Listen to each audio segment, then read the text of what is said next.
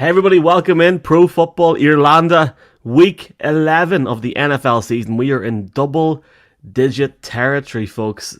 Michael McQuaid, Mark Hogan, Jason Hayes, live or on demand on the podcast networks.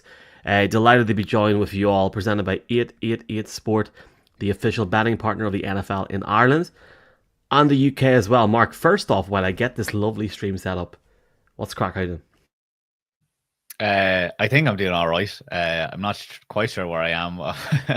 This time last week, I was with Charlie Smith in the Saints practice facility, literally to the moment that I was recording the podcast with him. Got great feedback on it, but I'm going to use the goodwill that podcast got me, because if we get a 4 out of 10 performance out of yours truly today, we'll be doing well. Well, no, we want 11 out of 10. Yeah, I just want to thank you for giving me a heart attack last week when you were texting me saying, I don't know if we've got plugs, etc. I literally was panicking live on air. I want to thank Jason for keeping it going. And I also want to thank Jeff, who popped in at one point as well. He didn't have to pop in. He left apparently practice. Can we talk about the behind the scenes of that? Because, we were doing I presumed we were doing it inside, that we'd have some plugs. And then the TalkSport and Sky Sports boys went and talked to Charlie first. They had a scrum in front of them for 15 minutes. Thankfully, Charlie was able to find time for just a one-on-one with me for 15. But it was outside, so I had to go looking around the whole Saints practice facility for an extended lead that would bring the power outside. And I didn't see anyone looking as I was looking for it. But after the fact, when they saw me putting it away, someone was like, "Excuse me, what are you doing? And I was like, it's too late now. I've gotten away with this. I'm only putting this thing back. It's fine." And it was grand. We got the video, but I don't know. It was a cool experience. And he had a lot to say. Again, that was a cool podcast, but I know the feedback was good. But he was so honest and open. And Charlie Smith is an absolute legend.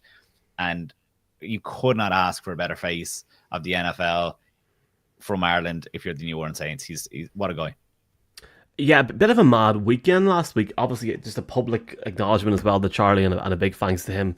And what Mark said there, big thanks to the New Orleans Saints. Andy Quinn trusted us with a one-on-one when he committed. Big deal for him and his family.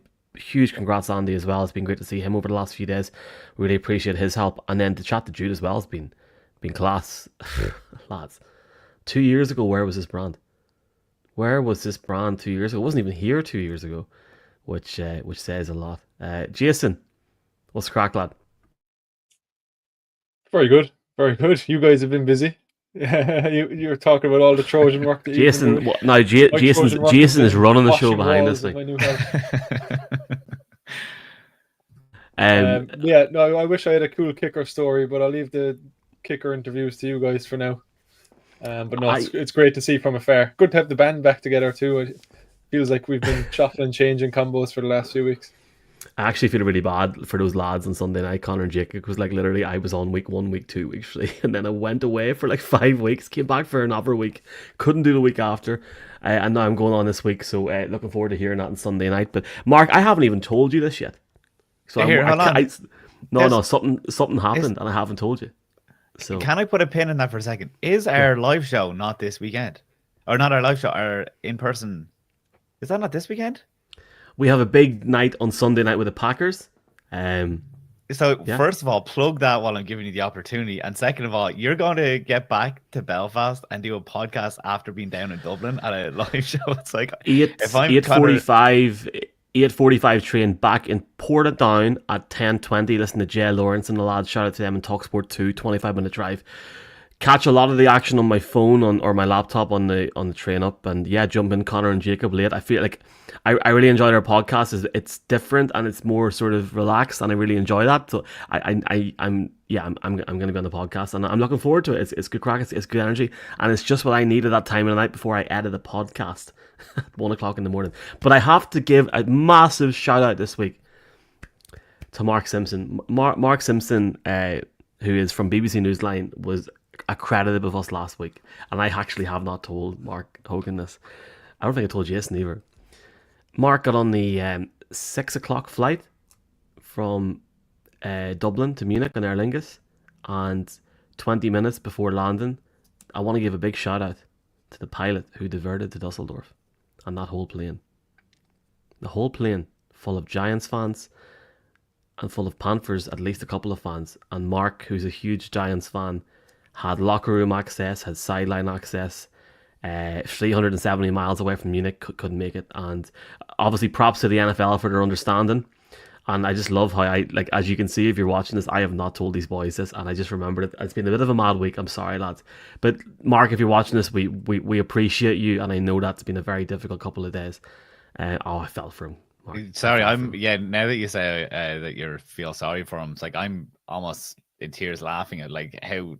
I'm not thinking of the individuals or whatever. That's brutal. That is. I think it's not good enough from Aer Lingus, to be honest with you. And look, plenty of flights landed at the airport. Yeah, all the close escapes we had getting back from London this year, we felt awful or whatever. But that's tragic. That is so disappointing. And Michael, you can tell us about it, and please do. Just because it was a game of two poor teams, it looked like the atmosphere, people were buzzing at that. So it's I guess the reason why the flight was diverted was because of fog, apparently. So that was the reason, but it doesn't really help Mark. Mark texted me at about 9:45 saying that his flight was diverted and he wouldn't make it, and I thought he was joking. And then I went onto the flight map and seen it went whoop, and I was like, yeah. So look, Mark, we appreciate it, man. I feel so sorry, but I wanted to be there and see his face when Daniel Jones done that dunk play, because what the hell was that? It was a great weekend in Munich in the sense of we had some fantastic access. I do want to give a shout out to the NFL because, and we will talk about this in our first topic in a minute, but the first 2 to 3 hours of that game before the game kicked off, some of the best hours I've had on the football field. Munich was alive. It's always live. There were 6 bars, and I met a load of lads from Eglish in County Tyrone who wouldn't let me leave the bar. So if you're watching this, lads, a big shout out to you, lads.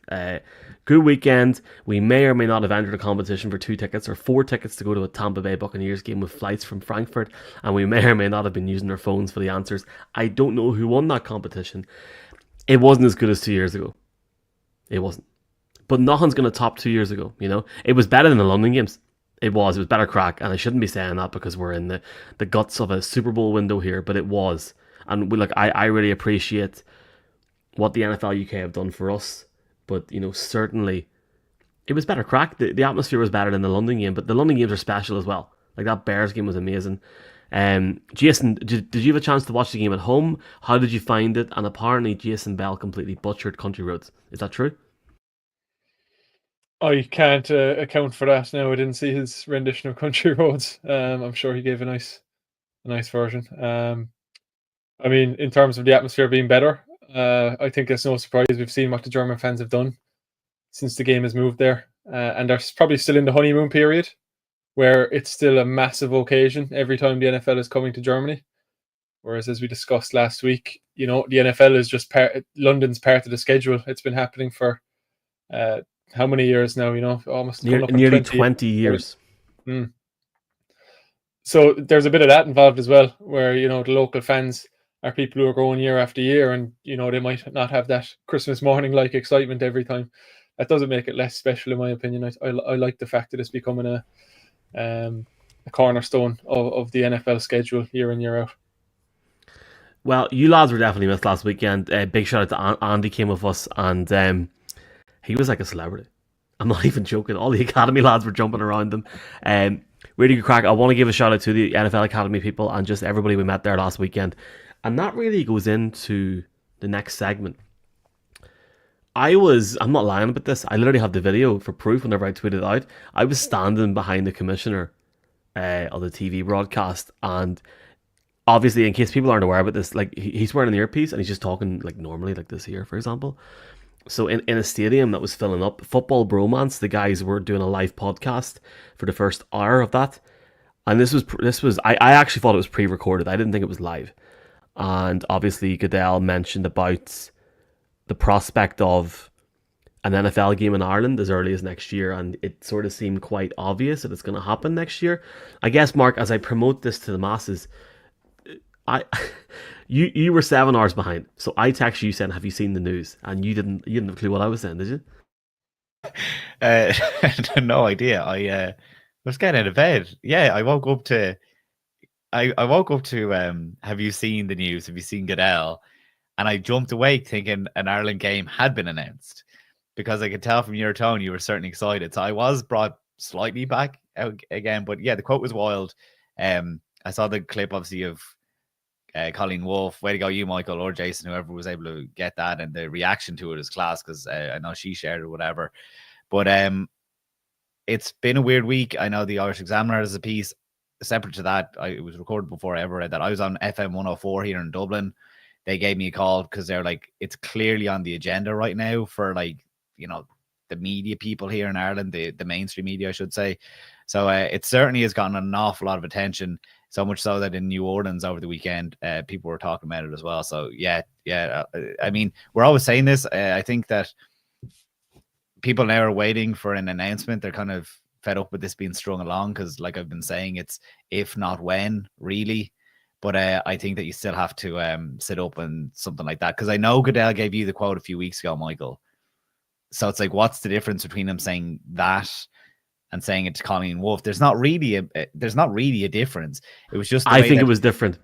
But you know what I do think is different? It's that he used to stray away from it, and now he's the one saying it outright. Right. I guess just to jump in before Jason pops in here,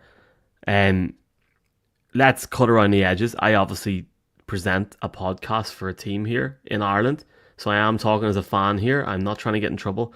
Go and read the Irish Examiner article. If you read that, it says that a game is on the cards and that there will be no announcement pre-election.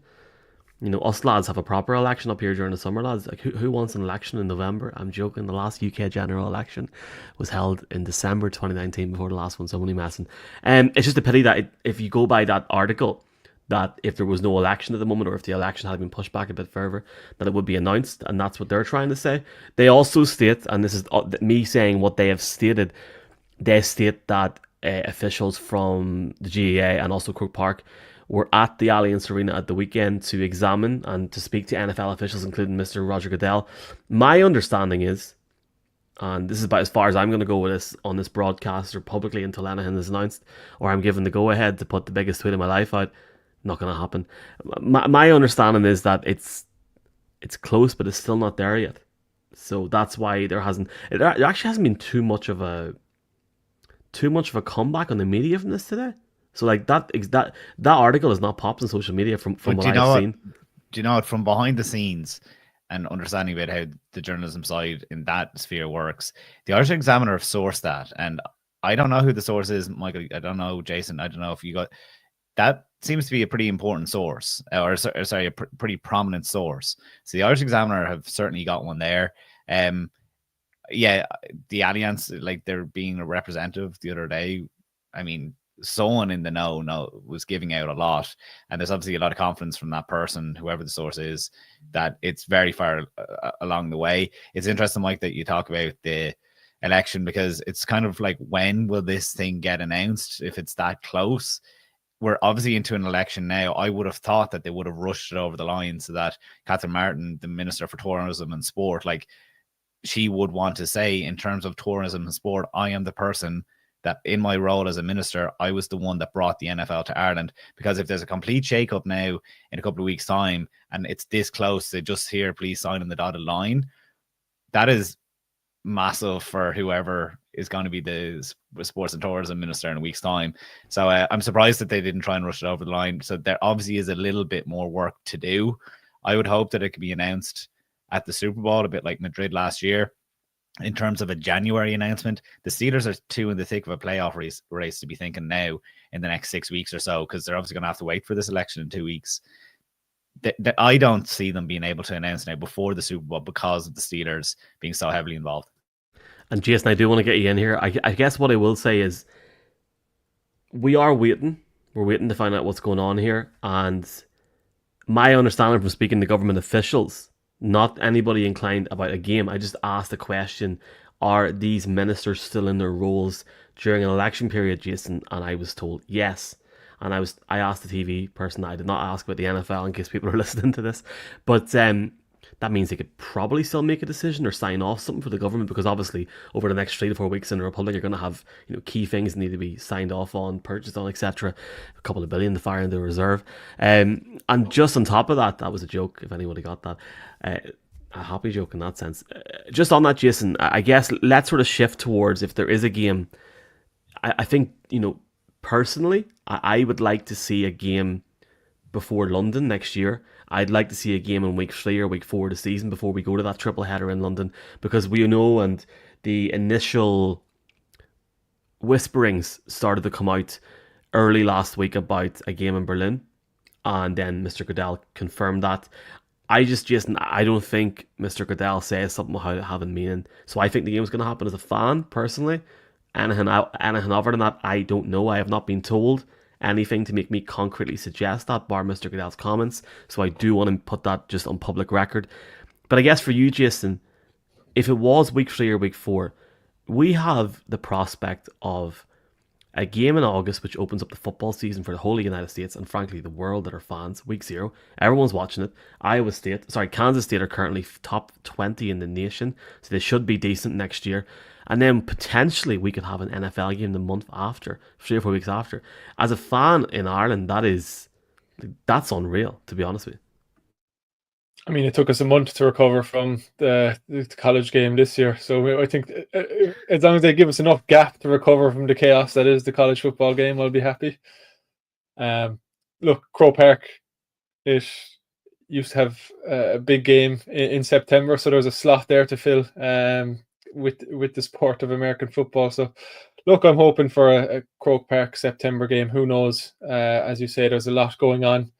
This could easily become a political podcast with the conversations that we're having right now. It's hard to say right now. I'll be happy with whatever. A game in Ireland, whatever time of year, I'm not going to complain. Just from a pure logistical standpoint and the fact that the weather in Ireland doesn't tend to be the best, it would be nice to get it in earlier in the season and leave those bitterly cold games for Germany and Berlin, and we can move ahead that way. But look, geez, I'm excited as a fan, and as I say, I don't think Roger Goodell is saying something like that off the cuff. He's a smart guy. He knows the power that his words have. He knows the hopes and expectations that have raised across the island off the back of his comments. And there's realistically only going to be disappointment now if it doesn't happen next year. So look, let's hope that all this election stuff and whatever doesn't interfere with it too much and it can get over the line before long, because it's going to happen. It's just a case of when. Yeah, I've had a lot of people ask tickets already, so I wonder was it Catherine Martin? Now this is only a joke, but I wonder if Catherine Martin was the person that she wanted on record through the ISO examiner that this thing is as close as it is. Because as we talked there, it's like that's the one that makes the most sense almost. But hey, yeah, here. It's so weird, Jason, that you just said that, but I think you're so accurate. A lot of people would be disappointed if we don't have a game next year. That is how far we've come in this conversation. That is absolutely wild. It's unreal. And I guess, not to wrap this up, but just to sort of ask you guys, we've got 3 teams in the market, to be politically correct here: the Steelers, the Jags, and the Jets. What sort of game would you like to see if, for example, let's hypothetically say it's the Steelers? I think if you look at markets, and I'm hearing whisperings from Spain about the game, I'm not going to say it publicly. That should be announced soon enough. Give us Pittsburgh, Buffalo in Dublin. Oh, of course. Give us Pittsburgh, Buffalo in Dublin. I tell you why, because Miami's the only other team that's confirmed for them outside of the AFC North right now. And I know they won't announce it to April next year, but give us a matchup that the whole of America will want to watch first thing in the morning, because the Rooney family know that this is the biggest thing for this team since their previous owner passed away. Like a guy that wanted to take this team over here 10, 15 years ago and wanted to fulfill that legacy. It's one thing playing a preseason game. Give me Buffalo and give me Pittsburgh against Buffalo. That will sell out 10 times over. Jason, I'll bring you in first here. What would be your dream matchup? Jets against the Giants? I mean, I've just Googled the Steelers' home opponents for next year, and there's not many bad options there, I won't lie. As you say, I just don't see an AFC North game, to be honest with you, Jason. Yeah, the in-division games, they don't tend to go across, come over here, do they? They're big ones to give up, and they're the type of games that home fans and home season ticket holders wouldn't be too happy to miss. Buffalo Bills, Miami Dolphins, Green Bay Packers, Vikings. I'm not going to complain with any of those any of those teams. Steelers, Packers would be cool. 2 historic teams there, and some historic uniforms. Oh my god, could you imagine hotel prices if it was Green Bay, Pittsburgh? Like, and this is something, Mark, I thought about this morning. How the hell are we going to get everybody into this game, credential wise? Like this could be the end of this brand. What's your dream matchup? It's funny because I don't think that they would rule out an NFC North. Like we've seen it. There's been plenty of examples over the last few years of them doing that. I mean, my first ever game was an Arizona Cardinals game against the LA Rams in London. So they've been doing those games a bit, but it's hard to pick out. Because it's a complete fairy tale. I would have loved if it was a historical matchup, like they've won Super Bowls against the Cowboys. The Cowboys aren't on their schedule. They've won obviously the massive Super Bowl against the Cardinals, one of the greatest Super Bowls of all times. The Cardinals aren't on their schedule, so it's kind of hard to pick because it's whatever. And I do think they want it to be a massive atmosphere, but I think the Steelers, it's obviously going to be a home game so that they can plaster their crest everywhere and they can really have the marketing. I really hope it works out for them and they become Ireland's team 20 years down the line because of this game. It'll work out. It will work out. But the one thing is that it's also, when you ask people, oh, who's your favorite team and why, it's Team X because I saw them win in my first game. So I'm not going to say there's no point ever trying to set up a gimme game or whatever. It does not exist. But they don't want a team that could come over with a fan base, I suppose. But so that's why I'd rule out the Packers, because there's too many people in Ireland that would have been a Packers fan because historically Aaron Rodgers and stuff. Mark Murphy. I don't think they want to get mixed. Bills and Vikings too. I mean, Vikings this year really showed out in London, and Bills last year took over. But the Vikings one could be so interesting, Jason, because technically Dolphins, it's an AFC year. Are we happy to see Dolphins? Yeah, that's why I think it's the Dolphins. Although Dan Marino made the Dolphins very popular with a certain age demographic in this country too. Dolphins. So I think I put the house on the Dolphins going to Spain in November. So I believe the Dolphins will be going to Spain as well. But I suppose it's when you're thinking about teams that are maybe the least offensive teams, in terms of like the Steelers are using this also as marketing. Like that is part of it, that they want everyone being a Steelers fan. They don't want to get it mixed up. Look, we are going to talk to that. We might as well move on. We are going to talk to death. Could we at some see point in the next 8 months? Hopefully, this game will be announced. We're probably going to do this segment all over again. When I spoke to Peter O'Reilly recently in regards to this, the one thing that he sort of did give away was the fact that they want to have that week 1 game in Brazil. They have that window next year because there's no college football on it. There's something going on there. I don't know what. There's a loophole in the rules. You could have Miami and Madrid week 2, and you could do Dublin week 3, and then go 3 weeks in London and take a break, and go Berlin. You could do it. It's perfectly acceptable. The NFL is looking for an international TV deal. I just think it's funny that I listened to podcasts last week and I heard people say, "Well, this game won't be happening next year."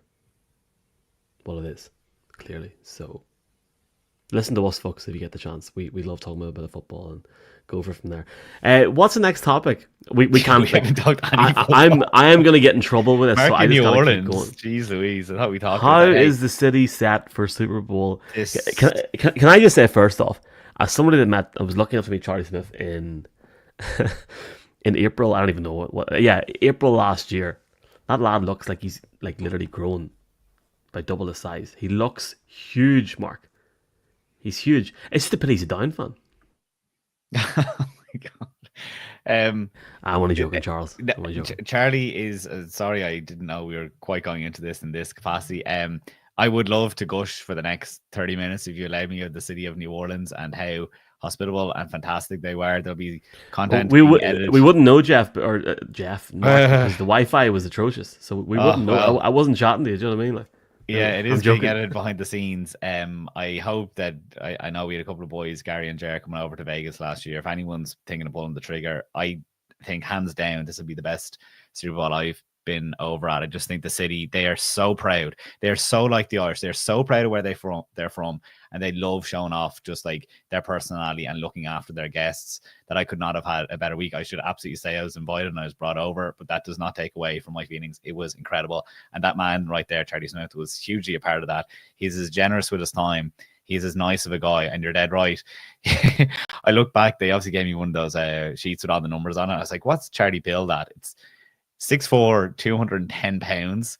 That's for context, Blake Ruby is 70 pounds lighter than him, and he's billed as 5'7". So it's like, I don't know how that works when they're sitting in the meeting room like back to back.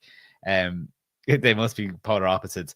But I should also say, it's like we wondered, I suppose, over here in Ireland, like what's that dynamic like between Blake and Charlie in the summer? Like, do they get along? Because there's obviously competition there. Charlie is an enemy of no one. He's so friendly that he is embraced, and obviously his role there, he knows that, but he's as friendly. There's clearly a click there between all the specialists that it was amazing for Charlie to say these things. And he really just an outstanding guy, Michael. I don't know if you met him, but I cannot talk highly enough of that guy. He's a great face for the NFL from this country.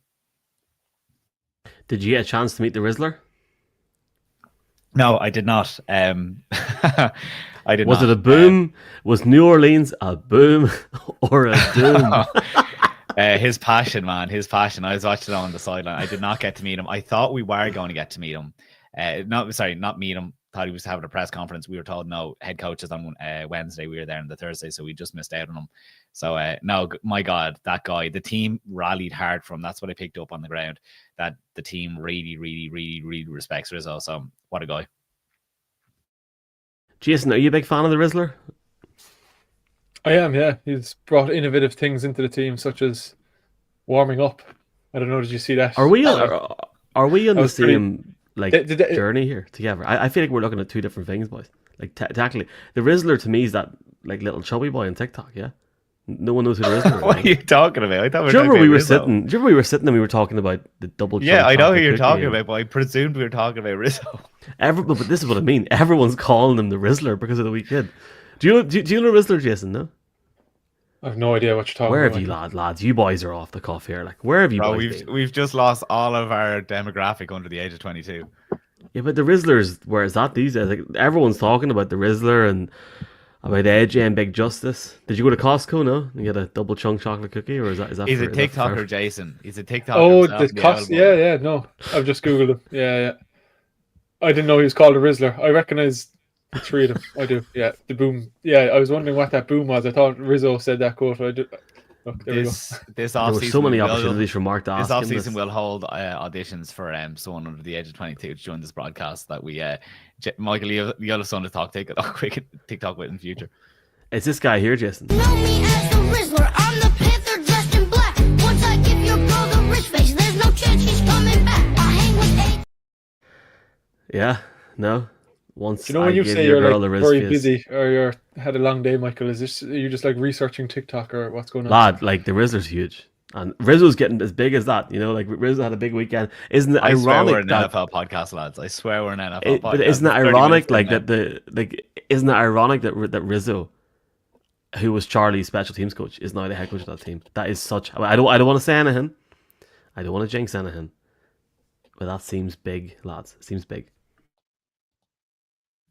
Yeah, for Charlie's future. I mean, yeah, hopefully. But again, there seems to be such a great dynamic between the boys that it's class. Again, I would have got to see him on the Thursday if he hadn't been promoted. So that was the one poor unlucky part about the trip. But yeah, it's class. Mark, just finally, you had a chance to check out Radio Row, etc., and check out the Superdome. Just finally, how excited should Irish fans be to watch us three cooks?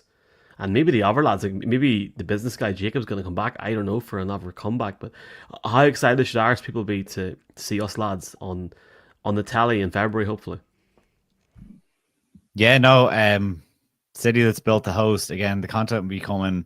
I think I'm doing a few radio hits about it where I can hopefully sell it better than the trying to process my thoughts still over here, Michael. But no, it's huge. They have this big, huge convention center that is going to host the party like we did last year. The media center. It all goes in. No, what is it? It's the the fan experience and all. So it's like that's one part of town. It's all within walking distance. You can walk from there up to the Superdome in like 10 minutes. You can walk from the Superdome to the French Quarter, which is obviously where all the drinks go, in 10 minutes. It's the city. Oh, boys, I cannot wait to get over. I cannot wait to get over it, it's absolutely serious. Let's cut this out for part one and we'll talk big football in part two.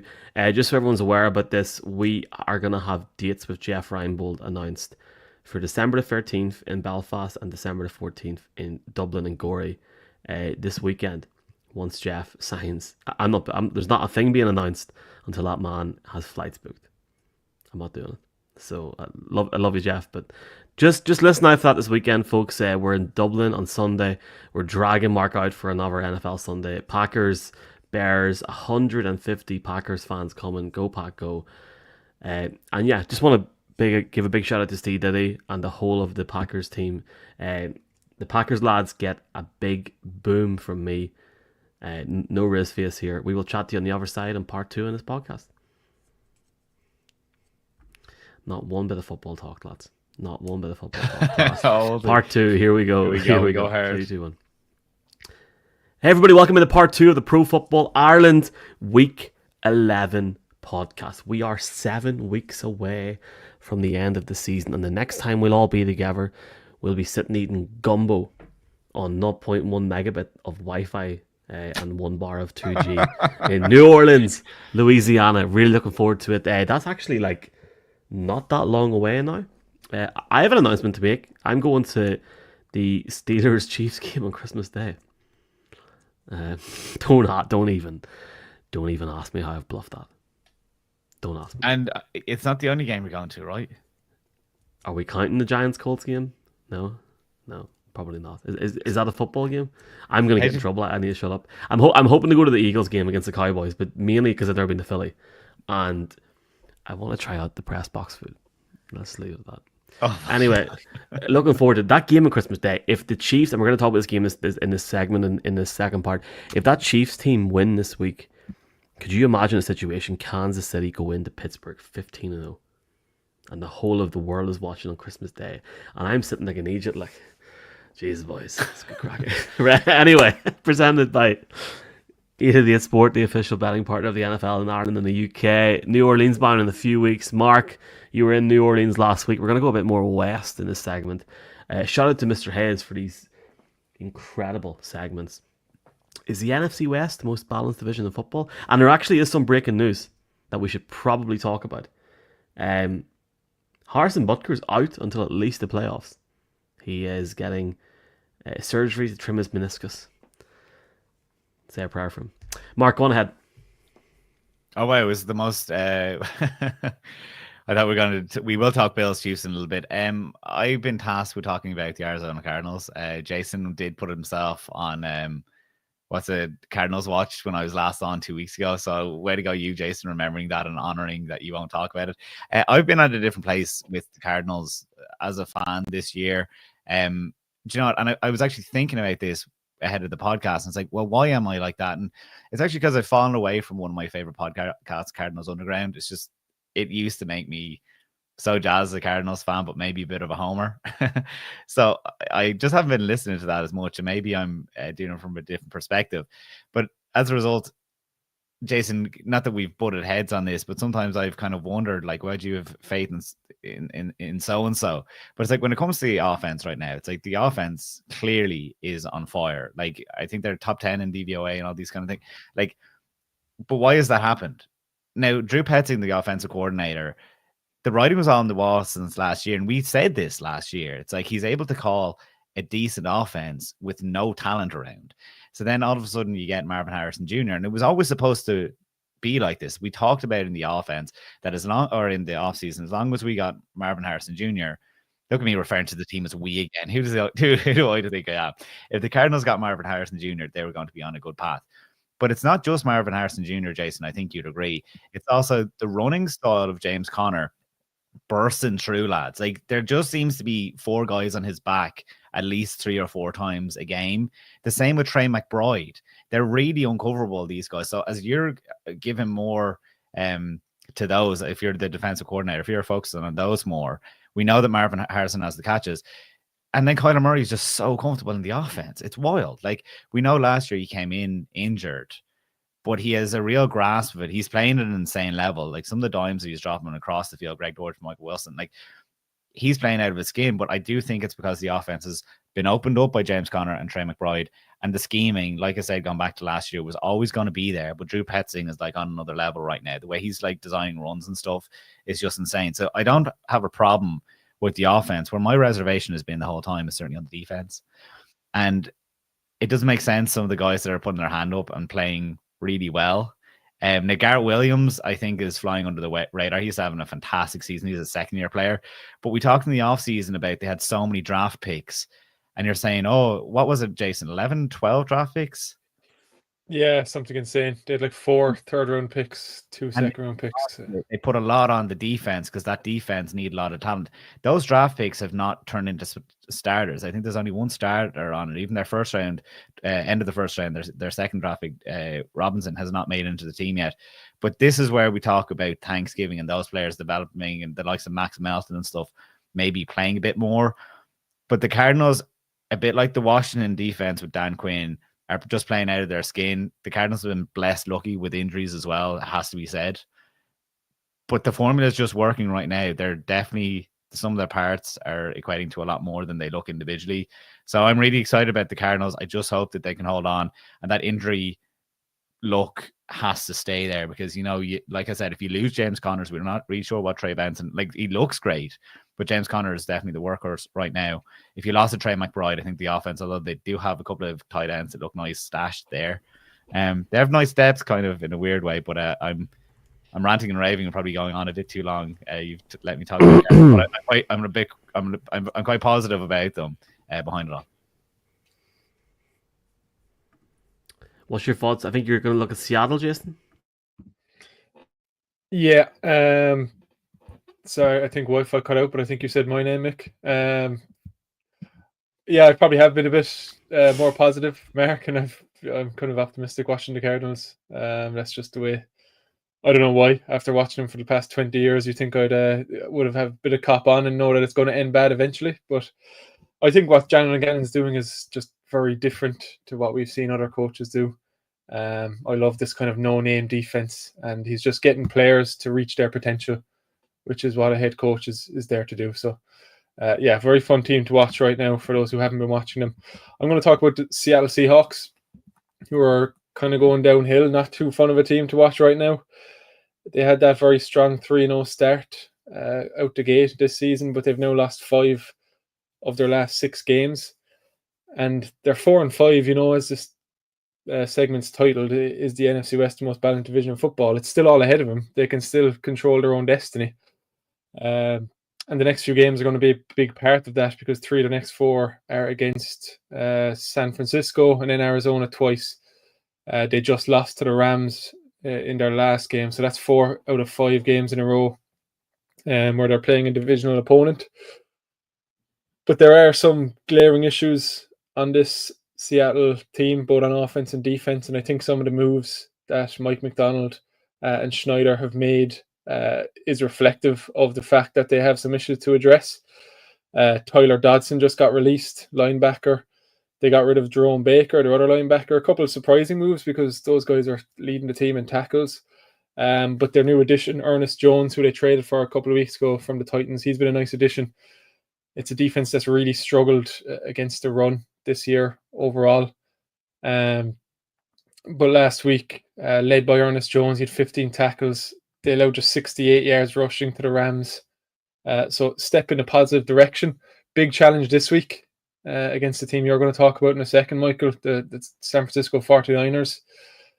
Seattle are playing away for this game. And last time they played back in October, Seattle allowed a season worst 228 rushing yards, 6.9 yards per carry to Jordan Mason. So Christian McCaffrey's back right now. So key part of this game will be, can Seattle turn around the performance of the last game on the ground.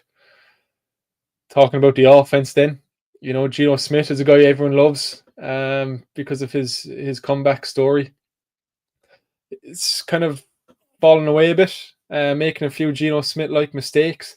But I really struggled to put a lot of blame on him for that because they were really just a bit of a mess of an offensive line right now, particularly in the middle.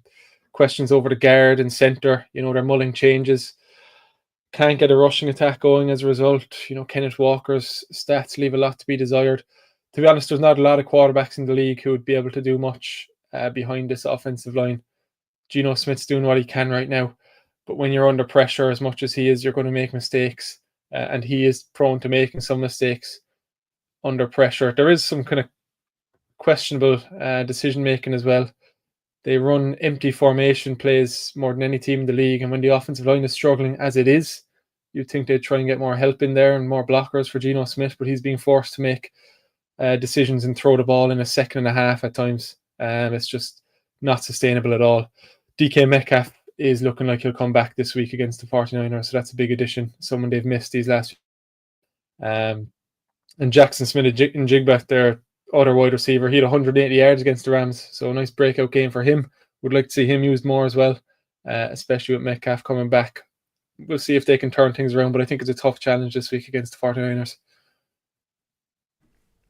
I think I'm just rolling on that Niners. Like, that is such an interesting game for a start. I think if you look at how that NFC West, and we're talking generally about how it's so balanced, and to see the fact, if you told me at the start of the season that a team that's won 4 in the bounce in the Cardinals will be top of the division, but then the Seahawks at the bottom is 4-5, it's such a key situation for just so many teams at the moment, and it feels like one good result can get you in one direction and another result can put you really, really down. And we've seen how good over the last few years about how the Niners have been. We've seen how good over the last few years, maybe apart from the last 18 months, especially 2020, 21, how good the Rams have been at their peak. But when you see a guy like Christian McCaffrey coming back last weekend for the Niners, he had 13 rushes on the day for 107 yards on the day as well.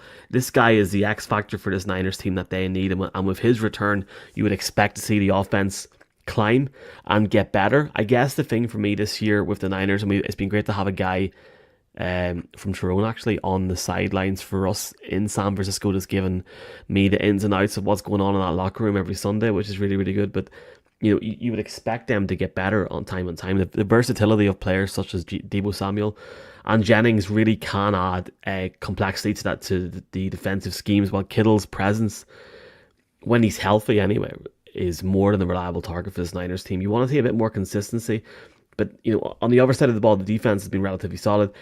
You know, Nick Bosa is a game changer, whether he's wearing a hat or not, but you would expect to see going forward over the next few weeks that the Niners continue to continue to keep rushing and getting up into that next echelon of the league. They're currently ranked 15th in terms of rush defense, and they're actually allowing 4 yards per carry. And one of the ones that got me was, in terms of their turnovers and sacks, they've been competitive, but in terms of pass yards allowed, they're in the top 10 for pass yards allowed per game. So as good as some of the defensive players that they do have, there's times where guys like Nick Bosa can not be enough. Like, there's a big game this weekend where you expect the defense like the Steelers to be there at all times. There's been times this season where the Niners have just not been there, and the fact that they're allowing 300 odd yards per game, 20 to 21 points a game, is not good in total defense, and they need to find a way to rectify that. You know, realistically, is this Niners team as good as it was last season? Probably not, if I'm being honest with you. The Niners were lights out last season, lads. The Niners, for the vast majority of last season, looked like the complete team. And I think for a lot of people like myself right now that are saying this NFC is almost wrapped up and it's Detroit's to lose, that's where the Niners were last year. And I think if you get to that stage now, it's trying to see exactly where Shanahan can go with his team down the stretch. But I just want to see an offense that can continue to gel more and more. I feel like they need a big challenge, because if they lose against Seattle on Sunday, they would lose against a team that Geno Smith, at starting quarterback for the Seahawks, has never beaten Seattle in his time so far. That's incredible.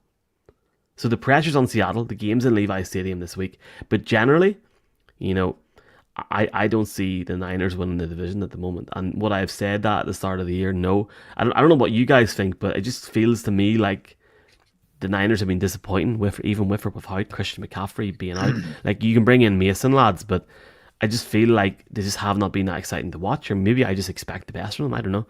What do you guys think?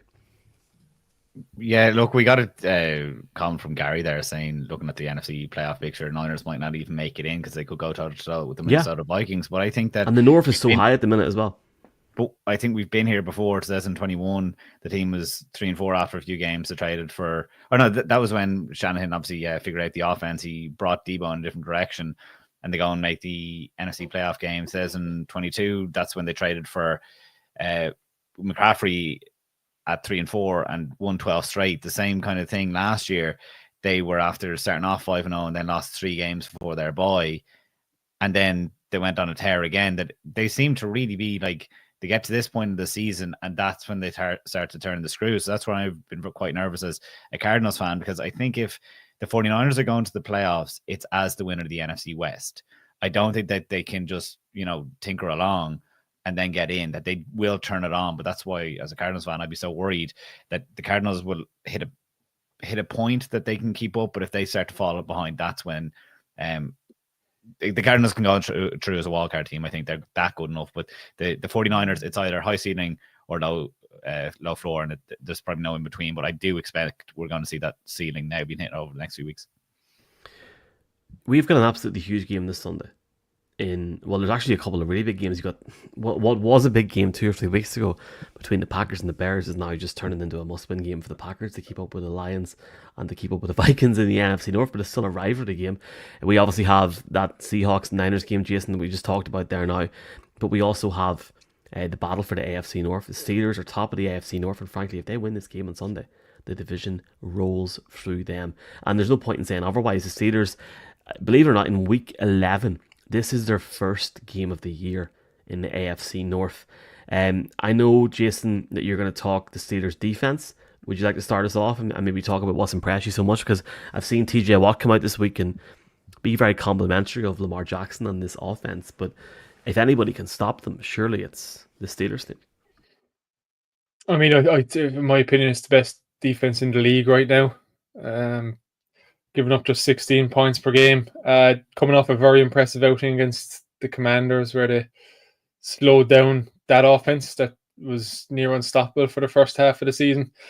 Lamar Jackson, I think Tomlin was asked in an interview about Jaden Daniels last week and comparing him to Lamar Jackson, and I think Tomlin said it best. Jackson's in a league of his own. So it's a whole new challenge this week. You can kind of forget about last week.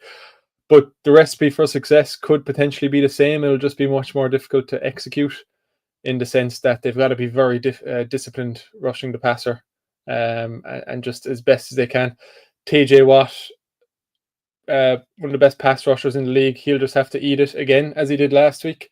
Take one for the team and be just a bit less aggressive in terms of going for a sack, and be more light on his feet in keeping Lamar in the pocket.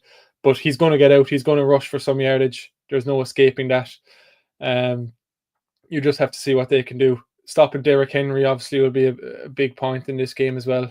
They are the fourth best run defense in terms of yardage allowed in the league. So they're strong against the pass and against the run. But what really stands out to me about this matchup for the Steelers defense against the Ravens, like, the Ravens are just unstoppable on offense right now. But looking at a bit of the history of Lamar Jackson versus the Steelers, in 5 years of starting for the Ravens, so I'm counting 2019 to 2023 here, Lamar Jackson has only played the Steelers 4 times, which I thought was bizarre, because it's insane, isn't it? Like, that's such a low stat. Yeah, there's potential for 10 games there, obviously. So a guy like Josh Allen has actually been playing the Chiefs more than Lamar Jackson has been playing an opponent in his own division. So it is quite unusual. In those games, Lamar Jackson has struggled quite a bit. The Pittsburgh defense has done a fantastic job. This year he has 24 touchdowns and 2 interceptions, which is just stupidly good, obviously. But against the Steelers in those 4 games, Lamar Jackson has just 4 touchdowns and 7 interceptions, passer rating of just 66. He's also taken 20 sacks, so 5 sacks per game. And in those 4 games, he has never taken less than 4 sacks. And you might say then, okay, maybe he's had some good games on the ground against them. Really not the case either. He's had a couple of games around 50 yards, but doesn't even have a rushing touchdown against the Steelers. So Mike Tomlin and that Steelers defense has Lamar Jackson's number. There's no doubt about it. They're playing like the best defense in the league right now. The Ravens are playing like the best offense in the league. It's going to be an absolutely fantastic matchup, and I really can't wait to see who comes out on top. It's such an exciting game this week. It just feels like there is going to be such excitement. And Mark, I'll probably go Steelers offense. I know you're going to talk about the Ravens in a second, but just generally, obviously I do a Steelers podcast. But to sort of see, just working on the NFL for the last 10 years, to see where the Steelers team have been year on year, and to think that this time last year you had guys like Mason Rudolph under center, and now you've got Russell Wilson, Justin Fields, and really the perception of where the offense was before Russell Wilson came in, and Mike Tomlin, frankly, didn't really need to make that change. I know he had to eventually for injury reasons, but it wasn't really on him. People weren't demanding that he done it. And he done it, and yeah, look, if you look at this is what annoys me. If you look at the numbers last week, if you look at just cold hard numbers and don't look at any tape last week for that Steelers Commanders game, Russell Wilson had around or under 50% completions, which sounds awful. Go look at that team. Go look at the confidence that he has. He's a different person under center for the Steelers offense.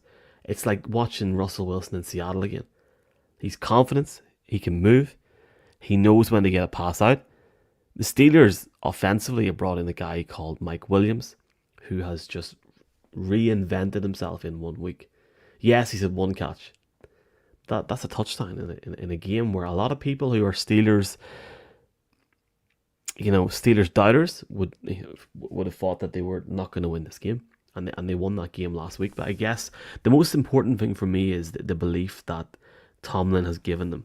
Now, granted, funnily enough, they're only 14th in the league in rushing, and when you got a guy like Najee Harris and you got a guy like Jaylen Warren, you feel like they could probably get better than that. There's been a couple of games this year where they've broke 100 yards rushing, even one person, but it just feels like they're trying to break out a wee bit. Now, we know that the Ravens defense is not that good. And I know Mark's going to talk about the Ravens in a second, but the Ravens defense is nowhere near where it was last year. And to look at a team that's actually middle of the pack in terms of offensive production in the Steelers, I see a breakout game here. If they get the right atmosphere in the crowd, it's a home game, everyone's going to be on them. George Pickens has broke out a little bit this season. He's had a couple of touchdowns in certain games. It took him a while to get a touchdown, but he definitely looks more confident. I just see a game end to end, but I see a game where if the Steelers can come out early, run the ball, and get Russell to make decisions on those second and third down short and long game situations, whether it's getting the ball down the field 20 yards to Pat Freiermuth, or getting the ball to George Pickens or Mike Williams, or running the ball himself, I have real confidence in the Steelers team this weekend. And this is such a key weekend for this offense, because if they win this game and go 8-2 and go 2 games up, you're looking at a Bengals team that are going to LA in primetime. The North could be theirs. They've got a fridge magnet right here, boys. Actually, with all the games, they have got Cleveland away, Thursday Night Football next week, actually, which is huge because they can get that dumped.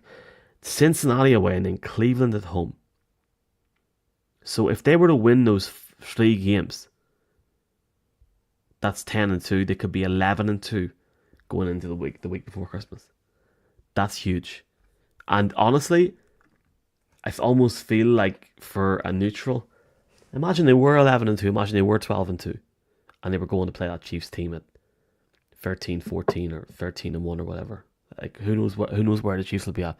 But imagine the Steelers aren't that far off the Chiefs when it comes to Christmas Day, because that offense can play, especially at home. And I've just been really impressed with Russell Wilson. And I've had to, and I've watched a number of his press conferences this year.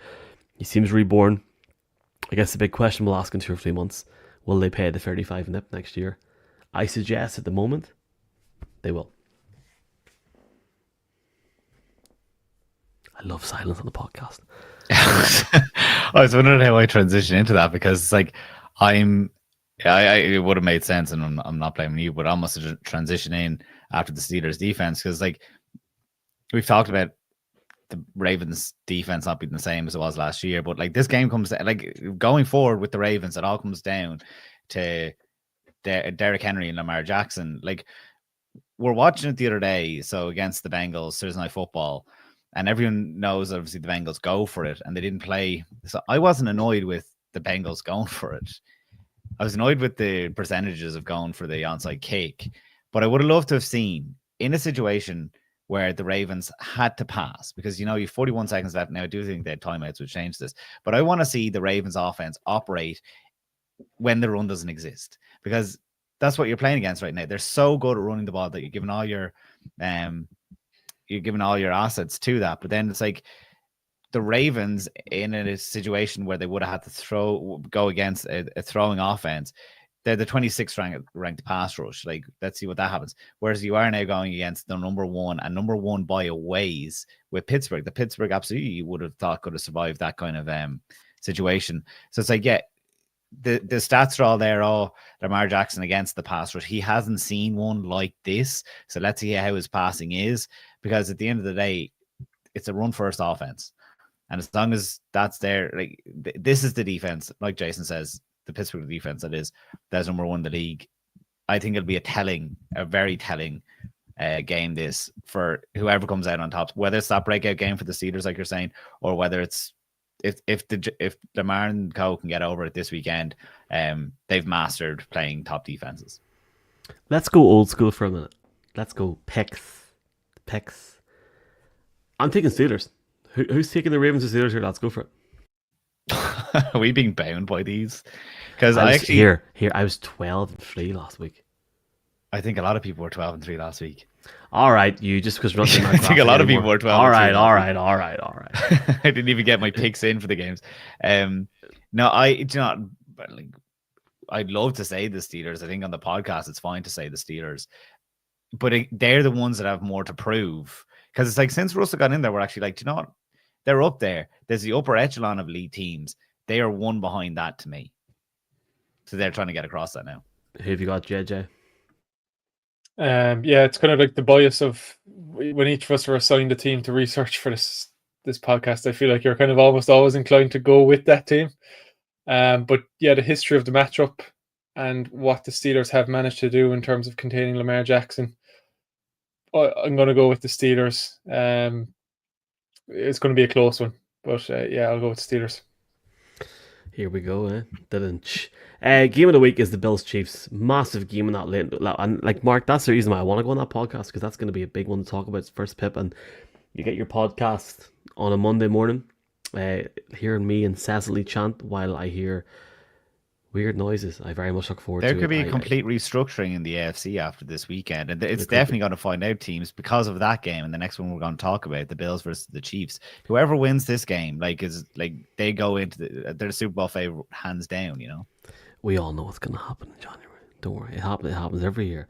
Jason, you're going to talk about the Bills, yeah? Yeah, I'll talk kind of broadly about the Bills here. I think first thing to say, I feel like we haven't really talked much about the Bills at all this year, funnily enough, as one of the better teams in the league. Shout out to Trevor. Yeah, he's got us covered. First of all, I think I'm going to admit that I was wrong about the Bills, and I think one or two of you might be with me on this, but in those preseason we all went there. Yeah. Anyone that thought they were smart was like, this team has only regressed on paper. How are they going to get better? Oh, where are we wrong? Hey, I cleaned that up at week 3, Jason. I said, you know what? There's something here. Yeah, but it's such a pure hipster movement at that, like, come May-ish time.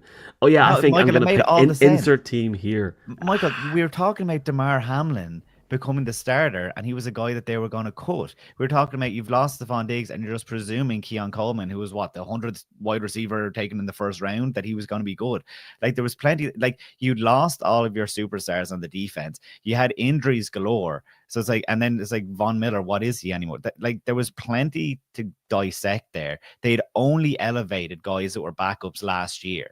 So it made an awful lot of sense to do that, because I remember a guy came at me on Twitter and he's like, how do you think that this is? And I was like, it's blatantly obvious. We can say definitively that they have elevated number 2s to number 1s, and their number 1s were better last year. Why would you have faith in them?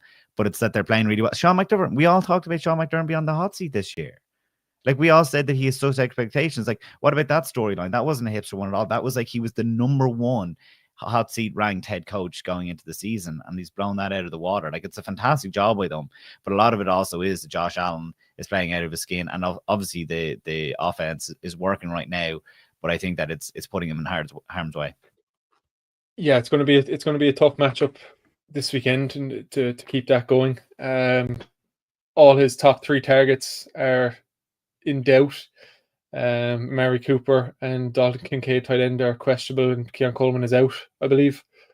So it's going to be a challenge for Josh Allen to keep that going. What he's done very well this year is eliminate those kind of Josh Allen plays that we got used to, where he tries to play that hero ball that we all like to talk about. He's been very good at just taking what he's given all year, even if some of it isn't the most exciting football. And in fact, the 2 losses they have on the year against the Ravens and Houston, those are the 2 games where Josh Allen kind of went back to the old ways of trying to kind of prove that I can still just be a superhero out there. So when he's played within the offense, his efficiency is off the charts, and the offense is just moving very steadily. And a big part of that is the job that the coaches are doing. And that is the ultimate variable that threw our off-season arguments out the window, because on paper they did get worse by all objective measurements and analysis. But what we didn't account for is that the players who are already there will up their games, and the coaches will ensure that the players up their games. They've got to keep the ball clean against the Chiefs. It sounds obvious, but it just feels more important in this game. Only have 6 turnovers on the year, but 4 of them have come in their last handful of games. So they're kind of trending in the wrong direction there. They'll have to clean that up. On defense is where I think it gets very interesting in this matchups against the Chiefs. You know, it's obviously not that, and you're going to talk about it in a bit, but it's not that explosive Chiefs offense, and we've harped on about that all year, for the past 2 years now. But what they're very good at is just they have a solid running game. They get to third and manageable. They don't have negative plays, and they're converting those third downs time and time again, be it with Travis Kelce or the new weapon, DeAndre Hopkins now. The Bills on defense play football to facilitate that exact type of offense. You know, they want teams to just get them to third down. You know, we're not giving up those explosive plays. We're going to give them a few yards each time, and we fancy ourselves to get them off the field on defense. So, huge point of this game is going to be the third down efficiency of the Kansas City Chiefs, because the Bills' defense is set up that they'll allow them to get into a lot of those situations, and the Chiefs' offense is set up where they're trying to get into those situations. So keep an eye on third down. A big part of how the Bills can win that matchup against the Chiefs will obviously be the pass rush. The Chiefs, if there is a weakness, might be on the exterior of the offensive line. So you got guys like Greg Rousseau and AJ Epinesa. They've got to get to Mahomes fast, and they can't allow him to scramble around and make a Patrick Mahomes play if they're going to get off the field on third down. And of course, the defensive backs have got to stick with their guys for dear life in the meantime, because they've got some veterans out there who are used to finding holes in the defense. So it is a tough challenge. It's going to be another great matchup, and again, can't wait to watch it. But yeah, who's talking about the Chiefs' offense? I want to hear about how you think they'll match up to the Bills. Go for it, Mark. Well, you mentioned there the efficiency on third down, and I suppose the third down really sums up what the Chiefs are doing. Like last week, there's a 3rd and 11 play, and Patrick Mahomes escapes a sack and completes a 35-yard play. Like, when is it going to come back to bite them is what I have written on my screen, because they really are seemingly getting bailed out. And it's like, think about all the narrative. Travis Kelce's getting older. Kareem Hunt, if you look at his numbers, he's not getting big yardage per carry, but he's having the biggest success rate since his first stint as a Chief back in 2018. Patrick Mahomes, quote unquote, playing poor, the injuries across the board. They keep on finding ways to get over it, whether that is a blocked field goal against Denver or otherwise. Like, when I say about that third down play, it's that Patrick Mahomes does understand the pocket so much that he does his best work when they most need him to do it seems. Like, we talk about the calmness of your CJ Strouds last year, or insert other quarterbacks here. Even Drake May is displaying a great ability to read the pocket straight out of the bat, and that bodes well for him. But Patrick Mahomes is on a completely other level, like we're not able to see, like, because just that calmness and knowing how to escape it and when to escape it and being mobile enough to do so just extends every play. And all of a sudden, he's the master of broken down plays. So I hate to just keep it so quarterback focused. Obviously, like, DeAndre Hopkins has made a difference. We saw him against Patrick Surtain last week. The step over, he makes a play on Pat Surtain, like, does steps over him, which is wild. But it's like the week before last, we see him getting the 2 touchdowns. It's like, okay, there is the massive weapon there going off. I don't know when it comes back to bite them, because until we see it crumble. Like they really are. Like if this was the Minnesota Vikings in 2022, we're like every week we're getting pissed off that they're doing it because like they don't deserve to get across the line. But it's just that Chiefs team is built different. And I know I'm supposed to focus on the offense, but Patrick Mahomes was just enough because then what we see, the defense is bailing them out because the defense is playing lights out. So no, I just until I see it, they're able to get their record makes no sense because of how close the games have been. But again, they're doing it, getting over the line. Yeah, the Chiefs are 9-0.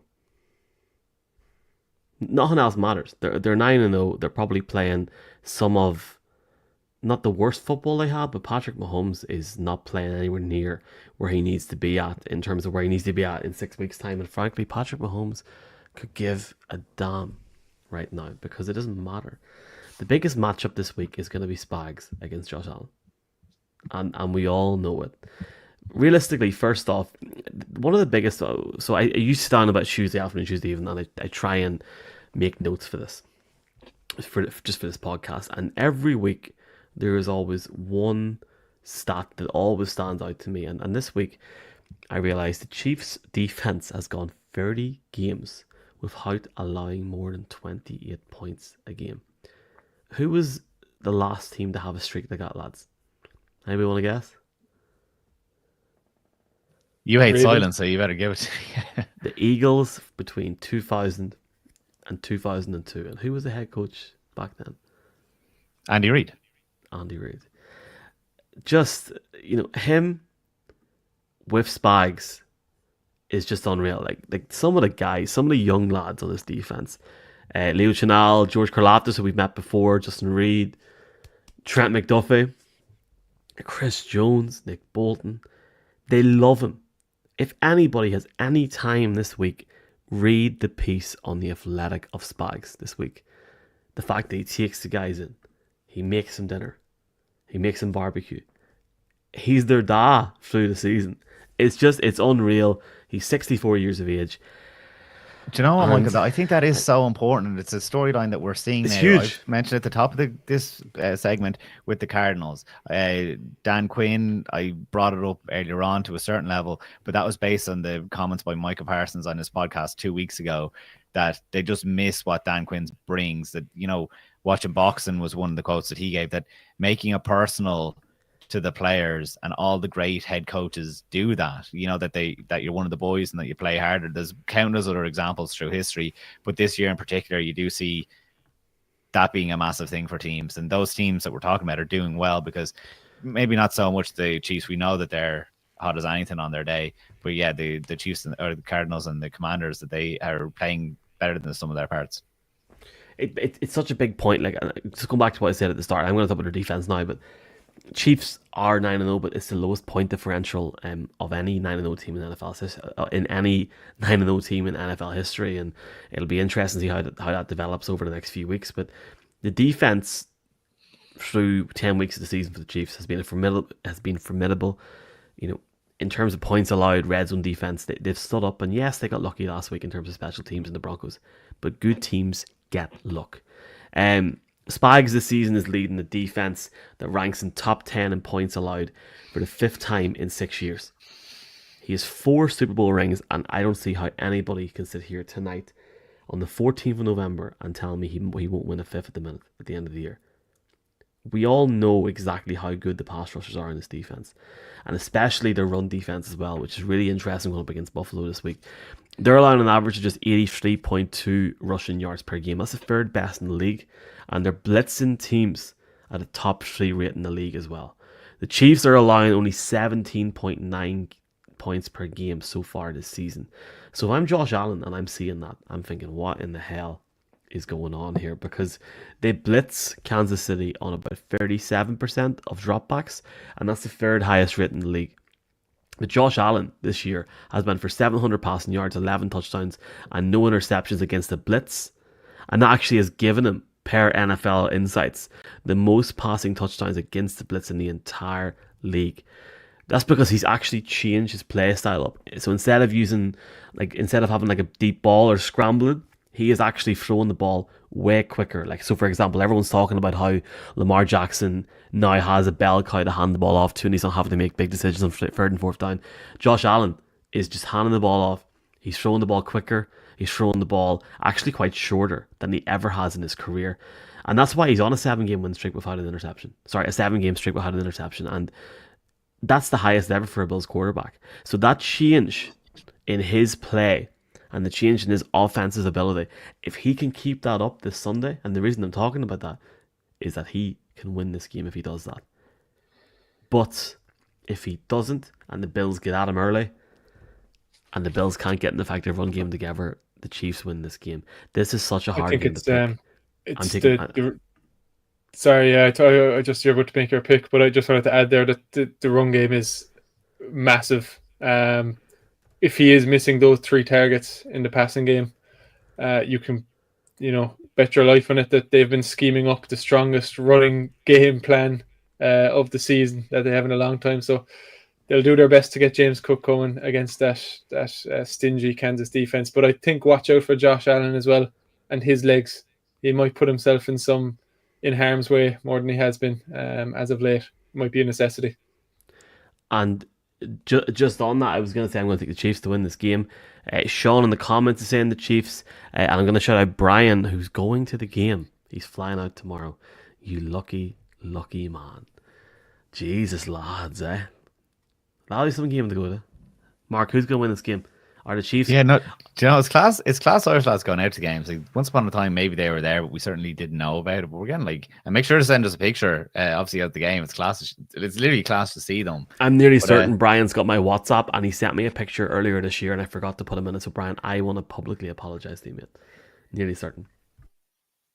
But yeah, for right now, I'd love to say Buffalo because it's in Buffalo. I've just started this whole thing off being like, there's no point picking against the Chiefs right now. It's just as absurd as that is to say. They've lost against poor Broncos teams the last few years. Here they were playing against a very competent Broncos team. They block a field goal. It makes no sense. And do you think the undefeated season matters to the Chiefs? I think it matters massively. They do. They've admitted they care about storylines because they want to do the three-peat. So we know storylines do drive them on. But I think it's not something that they thought about until now. And I think if they win this week, I think that's our storyline next week for this episode. Because if you look at their schedule, it's not that bad going through. They've got a couple of big games after this week. They have the Steelers on Christmas Day in Pittsburgh, which is a big game, and it's always a big game when you get 2 teams like that. They could do it. I'm going to move us on to our final topic because it's extremely relevant. My headache this week is Patrick Mahomes, so we will continue to talk about this game, but I might as well get it out of the way now. 19-14 when he's behind double digits, that's been out there this week, that the Chiefs are never beaten, and we've seen that time and time again this year. But he's 11-3 as underdog in his career. This is the first and surely the last time they're going to go into a game as underdogs for the rest of the year. So the bookies say that if they get this win, now in 2023 they went into every single game favored. Obviously the bookies just like Kansas City, but this is it. This is the big one. And look, they do have a couple of challenges later down the year that'll be going against Pittsburgh and the likes. We don't know what Houston will be like. They don't have a handy schedule through the rest of the year, but of course going to Buffalo, this one is absolutely the one that they're supposed to lose. Let's preview it next week. I'm annoyed you took my spot because I've got Kareem Hunt. Only because Isaiah Pacheco's coming back next week. Kareem Hunt has to get the bell cow down this week. He has to have a game. He has to put a marker on it. Look, we all know they'll use both of them, but he wants to remind Andy Reid that once Pacheco's back, he's the man. We all know he's not. I think Kareem Hunt's going to have a good game this week. Give me a rushing touchdown and a 95-yard rush. 95. He's averaging 3.8 yards a carry. I don't think he's going to offer a 95-yard rush. One big breakout, lad. Jason, who have you got, Pat? It always ends in Pet. I feel like for the headache, Pet is your go-to. I like it. It must be a real Northern thing, mate. Do you know what I mean? Don't know that a lot. I'm going over to the riveting game of Cleveland Browns against the New Orleans Saints and giving a shout out to Cedric Tillman, wide receiver, who's broken out. His just begun his career these last 3 weeks is kind of bizarre. He had 5 targets, 3 catches, and 9 yards through weeks 1 to 6 this year. But since Amari Cooper has been traded off the Cleveland Browns, he's become the go-to guy And Tillman is third in the league in yards, third in targets, second in air yards, and second in touchdowns. So that's games of 81, 99, and 75 yards. He's had more yards in these last 3 weeks than since he was drafted in 2023. So he's just come from absolutely nowhere. It's a cool story. So I'll be watching him this week against the Saints, who have been susceptible to giving up a lot of receiving yards this year. So Cedric Tillman is my headache. So what you're saying is he could really bring the boom this week. Yeah. Just like the Rizzler. Yeah. The Rizzler. It's actually AJ and Big Justice and the Rizzler. But yeah. Mark, what do you think? Do you think this headache segment gets a boom or a doom? No, I love it. You saw me. I know you tried to do your best to get rid of me on the video moving away. I just realized I have the black profile mic covers, and this would have my only opportunity to ever actually do a podcast using one of those, because I will return them to you on the weekend. We'll buy some more in the off season after we get New Orleans out of the way. I promise. I was like, I was scrambling before we end this podcast because it's coming to an end to be able to say that I've done that. That would have been a career highlight, of course, because Michael guards those things with his life. I can tell you now. So I'm out in New Orleans doing this vlog or whatever on Saturday, and I'm being told. So we are being moved around so fast. And I'm being ushered. It's like, you've got to get back on the bus. So I'm running with everything in my arms like this. And I just throw it back into my bag. There's a kind of Coke down the bottom. Michael, that thing is sticky. It burst all over. The sponge of the... No. Hey, please tell me you're joking. No. I dried that thing. I got a hair dryer, just blasted it dry, so it's fine now. But I might as well. I dropped it. And it's like, it's probably given a wash. Like, let's be honest. It's probably washed, the thing. Jesus, so you've got Coke all over it. Connell Diggin has got one in Kerry somewhere for a Galway. I don't even know what's going on. Like, lads, like Connell has one of our mic covers down in Kerry. He needed it. So Connell, shout out to Connell. Connell went to the Aer Lingus College Football Classic press conference for us because none of us could be there for some strange reason. I don't know why none of us could be there, but Connell took our mic and asked Stephen Shanahan a question. Did they smell like Coke? No, we're clear. I could not tell you which one of these was the one that happened. There's not a smell of Coke off it. I swear there's no kind of smoke. Disgraceful. You cannot. Well, you if there's cannot Coke on the mic, what about the camera? No, the camera's golden because I only use that for Charlie Smith. It was the phone. Other than that, oh, Jesus. So just on a couple of things before we wrap up here, folks. Big Packers party this week. It is sold out, but it's free in, so just rock up. You'll be grand. Shouldn't be saying that, but rock up. Thanksgiving, me and Mark are there on Thanksgiving Thursday, even though Mark's wife is from America and she doesn't know she's going to an NFL party yet, but we're there. Jason coming up as well, lad. Free dinner for us, and it's €20 dinner. The Friday there is, I don't know, like publicly, should we do this watch party on the Friday? It's the Raiders against the Chiefs. I genuinely thought it might be a good game, but there's like 40 people coming. We'll do it for the crack probably. And then to be announced over the next week or so. Hopefully, we're waiting on a couple of things to just drop now. The venues, dates are all sorted out. Jeff Reinbold, Belfast Friday the 13th of December, Dublin lunchtime 14th Saturday, and Gorey in Wexford on the Saturday night. That is all confirmed on our end, and we're just waiting to announce it once we get Jeff's flights booked. We have, as a business, the business has booked Jeff's flights hotel, so we're just waiting to find out. And then, obviously, we've got our Super Bowl nights, Phoebe Schecter's in Belfast. Like 50 people already going to that on Monday the 27th of January. Neil is sold out, completely sold out in Dungannon on the 29th. And the big night in Dublin is on the big night in Dublin's on the 31st. And then we're all going to New Orleans. Mark, you booked your flight yet, lad? You booked it one? Have you booked one yet? New Orleans. So I was getting New Orleans part 1 out of the way first before I looked after it. I was going to say, if anyone is coming to those shows, if they're coming to the watch party on the weekend, I would love to see our t-shirts being worn. They are obviously still for sale. If you're getting one for Christmas, I'm actually going to have to put a tweet out soon because we don't have the delivery of those things. So that will be actually in the next couple of weeks, maybe 2 or 3 weeks. It's not like O'Neill's. Like it's not like, you get the two stripes in the north and the 3 stripes in the south. It's not like O'Neill's. You get the proper stuff.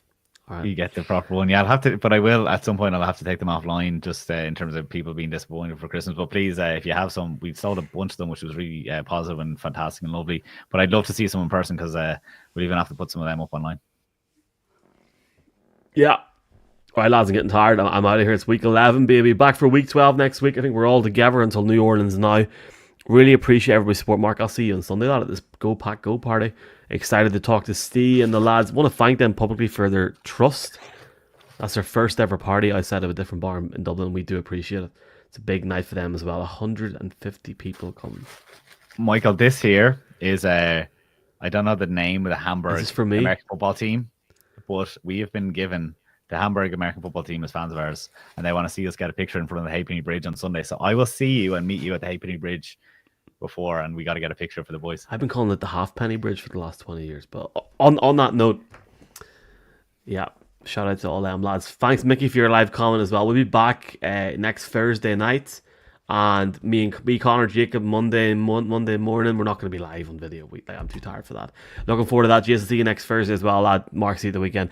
NFL Ireland, Instagram, X, down on TikTok for all the kids with a Rizzler and Big Edgy and Justice. We'll see you soon, folks. Have a good night. Gura, me, and my yogurt.